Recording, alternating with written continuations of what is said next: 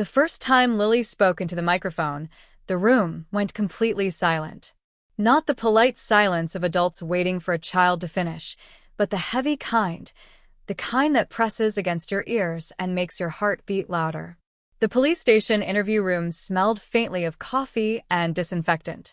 Lily's feet didn't touch the floor as she sat on the chair, swinging slightly, her small fingers wrapped tightly around a stuffed rabbit with one ear missing. She looked too calm for a 7-year-old whose mother had vanished 3 nights earlier. The detective leaned forward gently, his voice soft, practiced. "Lily, do you know why you're here today?" She nodded once. Slowly. "Because Mommy told me not to say anything," she replied. That was when everyone in the room exchanged uneasy glances. Lily had always been a quiet child. Neighbors described her as polite, shy, well-behaved. The kind of girl who waved from behind her mother's leg and never raised her voice. Her mother, Evelyn Harper, was the opposite. Warm smiles, perfect manners, the woman who baked cookies for school events and never missed a parent-teacher meeting. No criminal record. No enemies. No reason to disappear. At least, none that anyone could see. But Lily saw everything. She said it was a game. Lily continued, her eyes fixed on the table. A secret game. If I told anyone, something bad would happen. The detective swallowed. "What kind of game, sweetheart?"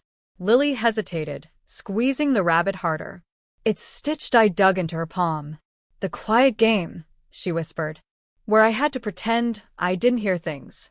Or see things." Her voice didn't shake. That was the worst part. 3 nights before Evelyn vanished, a neighbor reported strange noises coming from the Harper house. A loud thump, then silence. Police arrived an hour later to find the front door unlocked, the house spotless, and Lily asleep in her bed as if nothing had happened. No blood. No signs of a struggle. Evelyn's phone and purse were still on the kitchen counter. And now Lily was calmly describing secrets no child should carry. "She kept the door locked," Lily said. "The one in the basement." The room stiffened. "There is no basement listed on the house plans," the detective said carefully. Lily finally looked up at him. Her eyes were too serious, too knowing. "That's because Mommy said it wasn't a basement. She said it was a hiding room." The air felt colder. Lily explained how her mother would send her upstairs with cartoons playing loudly while she went to clean. How sometimes, late at night, Lily heard crying, not from outside, but from beneath her bedroom floor. How Evelyn would come back upstairs smiling, washing her hands again and again until her knuckles turned red. "She told me monsters aren't real," Lily said, "but bad people are." The detective asked the question no one wanted to ask. "Did you ever see what was in the hiding room?" Lily nodded. "Once. She forgot to lock the door." Her voice dropped to a whisper. "There was a chair. And chains. And pictures. Lots of pictures. Pictures of women who looked like Evelyn. Same dark hair. Same sharp jawline. Same smile. Only none of them were smiling in the photos." Lily shifted in her seat. "Mommy said they were her old friends. She said they tried to steal my daddy." The detective felt his stomach twist. Lily's father had died 2 years earlier in what was ruled a hit-and-run accident. The case had gone cold within weeks. "Did your mom ever hurt anyone, Lily?" he asked. Lily didn't answer right away. Instead, she reached into her pocket and placed something small on the table. "A key." "She gave me this the night she left," Lily said. "She said if she didn't come back, I should give it to someone who asks the right questions." The detective stared at the key, then back at Lily. "And what did she say would happen if you didn't?" Lily's lips pressed together. "She said the quiet game would end." A uniformed officer rushed into the room moments later, pale and shaken. "Sir," he said, barely keeping his voice steady, "we found a hidden door behind the laundry shelves. There's a stairway going down." The detective stood slowly, never taking his eyes off Lily. "What's down there?" he asked. Lily hugged her rabbit and leaned back in her chair. "Where Mommy keeps the truth," she said softly. But she didn't have time to clean it this time. As the officers moved to secure the house, the detective noticed something he had missed before: dark stains under Lily's fingernails, almost invisible unless you knew where to look. He knelt in front of her, his voice barely audible. "Lily," he said, "did your mom leave by herself?" Lily tilted her head, considering, the way children do when choosing their words very carefully. "No," she replied. "She didn't leave." The hallway outside erupted with shouting. Someone screamed for backup. Another voice yelled that they'd found something, someone still breathing. Lily's eyes drifted toward the door, and for the first time, a small smile touched her face as she whispered, "I told Mommy the quiet game was hard." She leaned closer to the table, lowering her voice even more. "But she said I was learning fast." And then the lights in the station flickered, just once, as the key on the table slowly began to turn on its own. The key rotated with a faint metallic click, so soft it might have been imagined, yet loud enough to make every adult in the room freeze. The detective snatched it off the table instinctively, the cold metal biting into his palm. Lily didn't react.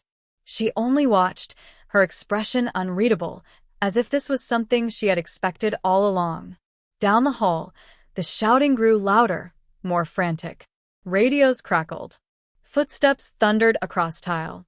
The calm, controlled order of the station dissolved into confusion. "She's alive," someone shouted again. "Barely, but she's alive."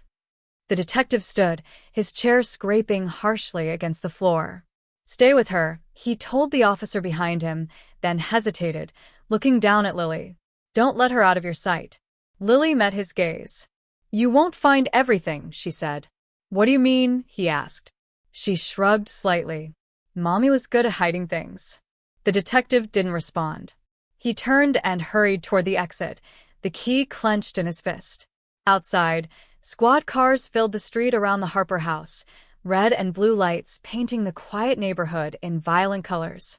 Officers rushed in and out, their faces tight with urgency. Inside the house, the air felt wrong, thicker, heavier, as if the walls themselves were holding their breath. The hidden door behind the laundry shelves stood open now, revealing a narrow staircase spiraling downward into darkness. A sharp, metallic smell drifted upward. The detective descended slowly. Each step creaked beneath his weight. At the bottom, the space opened into a concrete room lit by a single hanging bulb swinging gently, though no one had touched it. The woman lay on the floor, wrists raw and bleeding where chains had once held her. Her eyes fluttered open weakly when she heard footsteps. She tried to speak, but only a hoarse sound escaped her throat. "You're safe now," an officer said, though his voice lacked conviction. The walls were lined with photographs, just as Lily had described. Dozens of them. Women who looked like Evelyn Harper. Some crying, some bruised, some staring straight into the camera with hollow, defeated eyes. In one corner stood the chair, scratched and stained, restraints dangling loosely. But something else caught the detective's attention. Another door. Smaller. Newer. Locked. He pulled out the key Lily had given him. For a moment, he hesitated, a deep, instinctive warning crawling up his spine. Then he slid the key into the lock. It fit perfectly. The door opened with a slow groan. Inside was a child's room. Not Lily's, this one was different. The walls were painted pale yellow. A small bed. Shelves of toys. Neatly folded clothes. On the dresser sat framed photos of Lily at different ages and other children who looked almost exactly like her. Same eyes. Same smile. The detective felt his breath hitch. Footsteps echoed behind him. Another officer stepped closer, his face draining of color. "Sir," he whispered, "you need to see this." They moved further in. On the far wall hung a timeline, drawn carefully in marker. Dates. Names. Ages. Each ending with a red line slashed through the final entry. Lily Harper was the only name without a line. Back at the station, Lily sat quietly, sipping juice through a straw. An officer tried to engage her in small talk, but she answered politely and briefly, her attention fixed on the doorway. When the detective returned, she straightened. "You opened it," she said. "Yes," he replied slowly. "We did." She nodded, satisfied. "Mommy said you would." He crouched in front of her again. Lily, those pictures, those children. Can you tell me who they are? She frowned, as if the answer were obvious. My sisters. You don't have sisters, the detective said gently. Lily tilted her head. Not anymore. A chill ran through him. Where are they, Lily? She sucked thoughtfully on her straw. Mommy said they went to sleep forever. Because they weren't good at the quiet game. The room seemed to tilt. And you, he asked. Were you good at it? Lily smiled faintly. I was the best. A scream erupted from somewhere deep in the station. A long, raw sound of terror.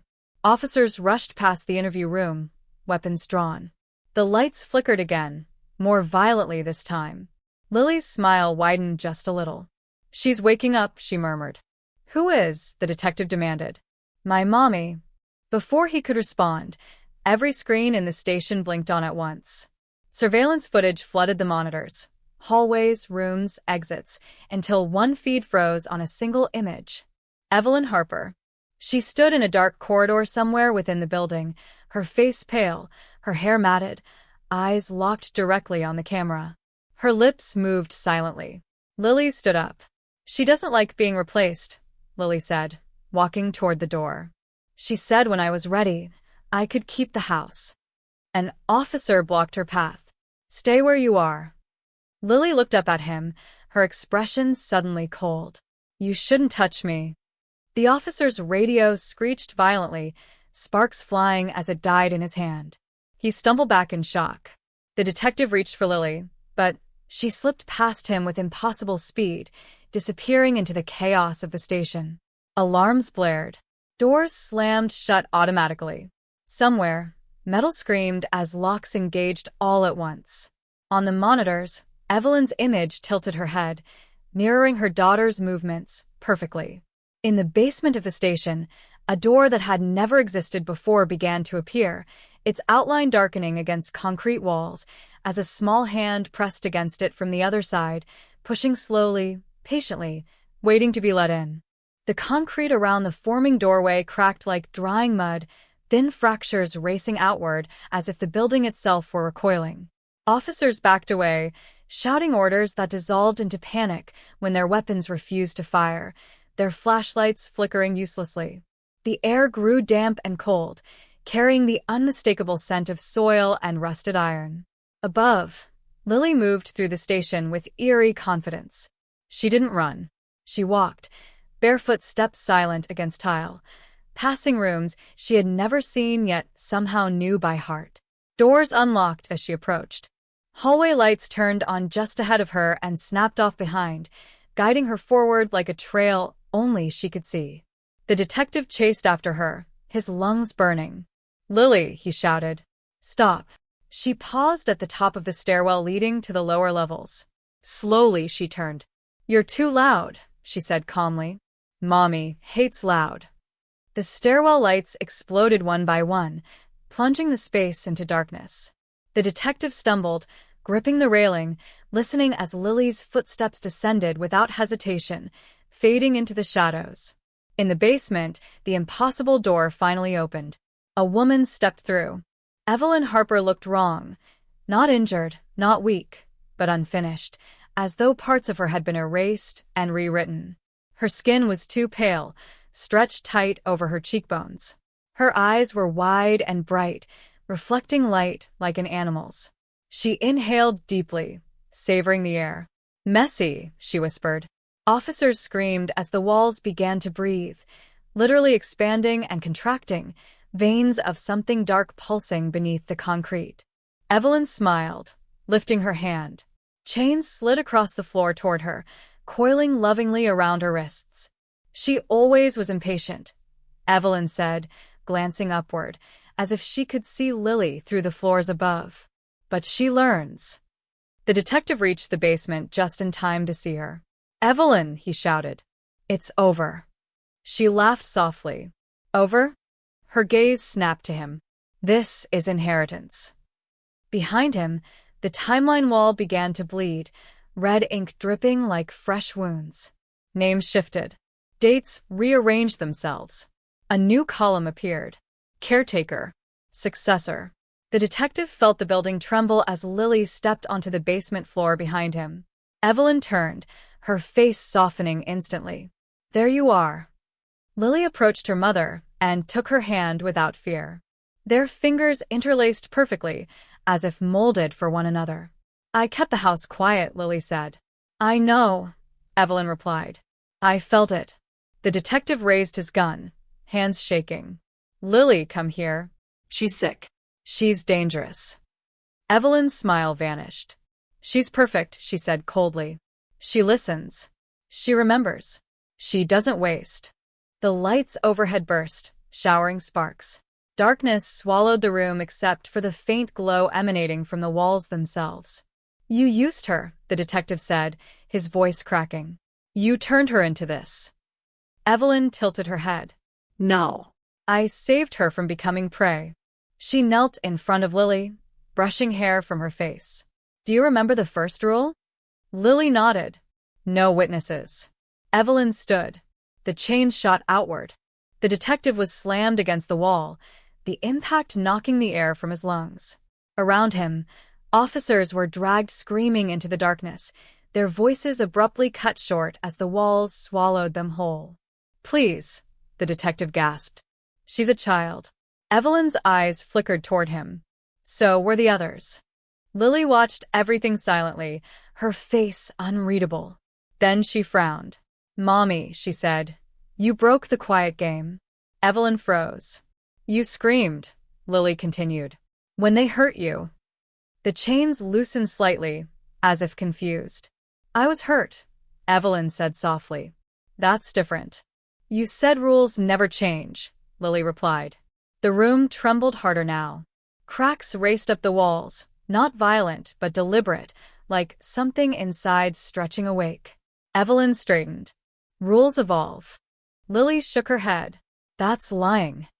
For the first time, fear flashed across Evelyn's face. From the walls, whispers began to rise, dozens of overlapping voices, childlike and broken. Names echoed. Laughter twisted into sobbing. Lily closed her eyes. "Too loud," she whispered. The whispers cut off instantly.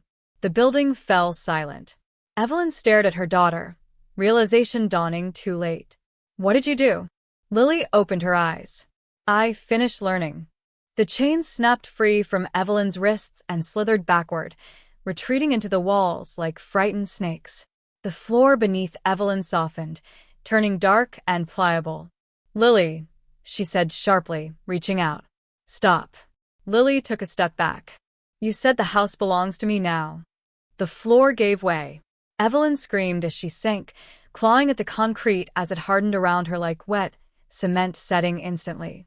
Her face twisted in rage, then terror, then something like pride. "That's my girl," she hissed as the darkness swallowed her. The room stilled. The walls exhaled. The basement began to change, photos curling inward, timelines erasing themselves, doors sealing shut as if they had never existed. Lily turned to the detective, who lay trapped beneath fallen debris, barely conscious. She knelt beside him and gently placed the missing-eared rabbit on his chest. "You should forget," she said kindly, "for your own good." Sirens wailed faintly in the distance. Outside, far away, already too late. Lily stood and walked toward the stairwell. Behind her, the basement smoothed itself into an ordinary, empty room once more, swallowing every trace of what had happened. As Lily climbed the stairs, the station lights slowly returned one by one, and somewhere deep within the building, something settled in, patient and alert, waiting for the next rule to be broken. Morning came quietly, as if the night had never happened. Sunlight spilled through the windows of the police station, warm and ordinary, illuminating desks, coffee cups, and tired faces. The building stood whole. No cracks in the walls. No hidden doors. No breathing concrete. Officers moved about with the dull exhaustion of people who believed they had simply survived a long, confusing shift. Reports were written. Statements were taken. And slowly, a story was agreed upon. Evelyn Harper was declared dead. The official explanation was simple enough to survive scrutiny: A disturbed woman, a secret basement, victims rescued too late, and a tragic end she brought upon herself. Evidence was thin, fragmented, strangely incomplete, but it was enough. It always was. The survivors remembered very little. Some recalled screams that didn't match any voice they recognized. Others remembered hallways that felt longer than they should be. A few woke in hospital beds with bruises and fractures they couldn't explain, haunted by dreams of chains and whispering walls. Therapists called it collective trauma, stress-induced hallucination, the mind protecting itself. The detective remembered the least. When he awoke beneath fluorescent hospital lights, the rabbit lay neatly folded on the chair beside his bed. A nurse told him it had been found on his chest when they pulled him from the rubble of a collapsed storage room. He had no memory of rubble, no memory of a basement, only the persistent, aching certainty that something vital had been taken from him and something worse had been left behind. Lily Harper was placed into foster care. Psych evaluations described her as calm, intelligent, exceptionally observant. She showed no signs of distress about her mother's death. No nightmares. No fear. When asked about Evelyn, she spoke with polite detachment, as if describing a character from a book she had finished reading. "She taught me how to be quiet," Lily said during one session. "That's important." The therapist smiled uneasily and wrote it down. Within weeks, Lily was adopted by a couple from a neighboring town. Kind people, patient people, eager to give a quiet little girl a new beginning. They repainted her room soft blue, bought her new toys, and asked nothing of her except obedience and honesty. She gave them both. At night, Lily lay awake listening. Houses spoke if you paid attention. Pipes whispered. Floorboards remembered footsteps. Walls held secrets the way skin held scars. This house was different from the old one, smaller, thinner, less experienced, but it would learn. She pressed her ear to the wall and smiled. Far away, the Harper house was sold at auction. Renovated. Cleansed. The basement was filled with concrete and declared structurally sound. Families toured it, complimented the space, and commented on how peaceful it felt. How quiet. No one bought it. Time passed. The detective returned to work, though something in him had changed. He began to notice patterns others ignored. Missing persons cases that closed too neatly. Buildings where sound seemed to die unnaturally fast. Children who watched too closely, listened too carefully.